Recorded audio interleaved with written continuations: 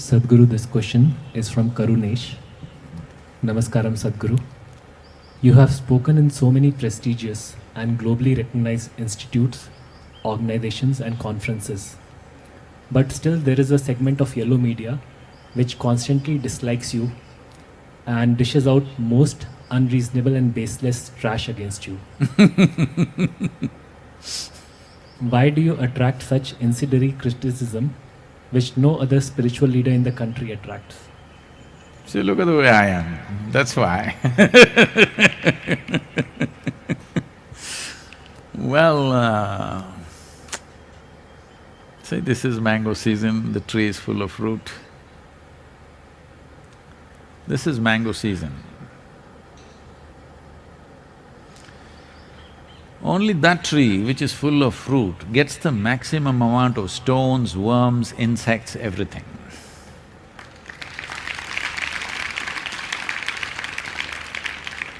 If you were a tree with… a thorny tree, doesn't have a fruit, who will throw a stone at you? Nobody will throw a stone at you. Nobody wants to waste a stone at you, nobody wants to waste a stone for you. If you're full of fruit, all the time they will be throwing stones. So that is an indication, it's a barometer, it's a thermometer that you have fruit. That's why I'm using the word thermometer intentionally, okay? Right now it's the most valued thing. Everybody is asking, where is the thermometer? Not enough thermometers. So, these people have been going at us for the last 27 years, all local only, nowhere else, only local stuff. I must tell you this, probably many of you do not know about these things. What has been the nature of this kind of stuff going on? This is in 1995, 1994, we have moved in here, about 65, 70 of us. Very what to say, very fiery, determined group of people. And nothing, only one hut was there. Just one hut in which we are all living, a long hut. Only ladies have toilets, men are all going into the forest. At that time, some people are sitting in the mountains and looking at us with binoculars. Well, this is my problem. If I just look like this, I see everything that's around me. I don't miss anything. That is also a lot of problem. Because if you're blind, people will have compassion. If you can see, they're envious of you. So I saw binoculars flashing. Then I asked, who is this binoculars flashing? In this mountain, obviously it's directed towards us. So I sent our volunteers, who is this? Somebody must be here. Okay, some jeeps were parked here, found it. So we tried to talk to them, they were not willing to talk to us and tell us who they are, but they went out and spread all kinds of things in the town. They said, we saw in the binoculars, they're crazy, they must be using drugs, they must be doing this, they must be doing that. The problem was, people were freely poaching into the forest. After we came, we put a stop to that became a big issue. So this committed group of people who had their hobbies and their little businesses going based on the forest products got really messy with us. They hired media, not the mainstream media, there is another kind of media which doesn't run on advertisement or the revenue that they get by selling their journals, because nobody buys them. Even if you give it free, people won't use it. You can't even use it for rolling pakodi or vada or something, because it's too full of shit for anything.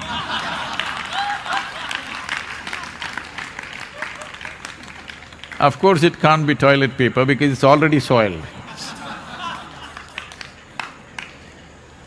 This is going on. So, there is a railway track from Sakleshpur to Mangalore, a 36-kilometer stretch, meter gauge railway track. Now I think they converted to broad gauge. In this 36 kilometers, there are over 100 tunnels and 300 bridges. So I had trekked this railway track a few times myself. So I had spoken to our people here and I said, we should all go there once. So those days there is no temple yet, no compulsions for us, so we closed down our ashram. Closing down the ashram means what? There is no door to lock, it's just a hut, but we tied a rope. And buildings were just coming up, triangular building was just coming up at that time. So we decided we will go for about 12-13 days trek. So all of us went off, leaving the ashram. You can't imagine those times and now how we are. We could just close the ashram and go somewhere. So we went for a trek.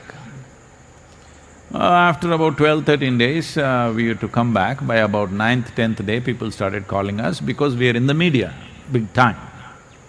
Why means we have killed somebody and buried them here and we have all left. Well, who did we kill, we did not know. Then we came back. By then, big buzz all over, oh, they killed somebody and they've buried in the forest and gone. Well, of course, this trash prints it, all this stuff. Then when we come back, the day we come back or just the previous evening, the forest department went about looking for the smell that was coming and they dug up a place and they found somebody had killed a python, a large python, skinned it, taken the skin and buried the body in the forest and gone, and it's smelling. So these people made up the story that we killed somebody and we've left the place. So from then on it started. They're still going on with the same stories or similar stories. We've moved on, come a long way, but they are unfortunately in the same place. I want them also to move on. But, too deep in shit. I'll tell you, you won't believe the kind of things. The first batch of brahmacharis came. I told all the male brahmacharis, 15 days you must go and serve in an old age home. All the female brahmacharinis, I told them you must go and serve in a children's home. So we found a children's home in Coimbatore, which was run by an old lady. I had stayed in the children's home earlier when I came to Coimbatore. Very rudimentary place. They went and stayed there. The food was very poor. Three of our brahmacharinis, 3 or 4 or 5 of them, I think. The food was very poor and all of them fell ill.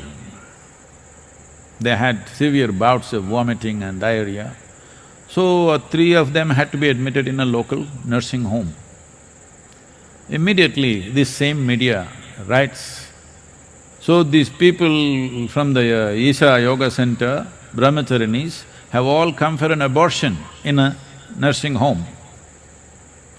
These are the people, what to do with them? They live in filth and sell filth.